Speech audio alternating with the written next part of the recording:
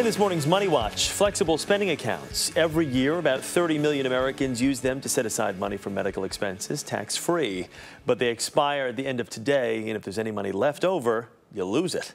CBS News business and economics correspondent Rebecca Jarvis is here to help you get the most out of your Flex account. Good morning. Good to see you. Hey, good to see you. So let's say you have this money left over in that account. Today's the final day, or you lose it. You don't have any urgent doctor needs right now. What do you do to burn away that money that's in that account? One of the things you can do is go out and fill your remaining prescriptions. It's a good idea to use this towards that because it oftentimes covers the co-pays.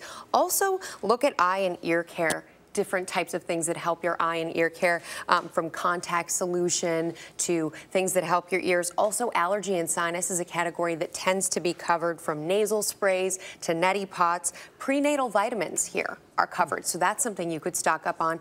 And then there are the over-the-counter drugs, which some of the rules have changed on these, but some of them are still covered. You want to talk to your administrator about that. You talk about those rules changing. What rules are we looking at that have changed? So as of January 1st of this year, many over-the-counter drugs that used to be covered under FSAs now require a doctor's prescription. So let's say you spend your FSA on Tylenol or Advil. Well, now you have to, as of this year, you have to go back to your doctor and say, I need a prescription for that Tylenol and Advil in order to be reimbursed. You won't be able to take your FSA credit card, because many of these accounts have credit cards. You won't be able to take it and spend that. Instead, you'll have to pay out of pocket and then submit to your administrator the receipt as well as the note from the doctor. And there are some doctors out there that aren't going to be very interested in writing you a prescription for Tylenol or Advil. Exactly.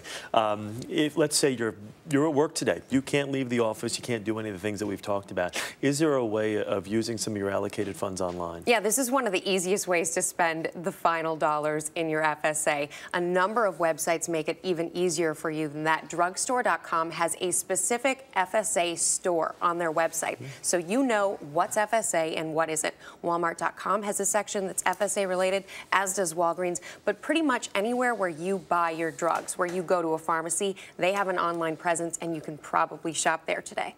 If you haven't done the whole Flex spending account before, would you recommend it? I mean, who's it for in particular? Is there a person? It makes a lot of sense for people who have additional expenses when it comes to health care. So if you're going to be getting braces, if you might want to have a baby, these are the things that are covered. But for anyone, I mean, think about it in these numeric terms. If you spend about 30% in taxes and you put $1,000 into your FSA, you save $300 on those expenses. So you're really only spending $700 for $1,000 worth of medical expenses. So it does make sense, but you have to also make sure that the things that you want to spend money on are covered by your administrator, and that's why you want to check with them. Is there a dollar amount that people should kind of target if they do choose to do it? The way that you target it, there isn't one number. What you have to do is think about what your medical expenses are going to cost you. One great way of doing that is you look back on the year behind and say, what did I spend out of pocket to visit doctors, to pay for prescriptions, to pay for drugs? And if you can determine that number, that's a good number to use for the year ahead.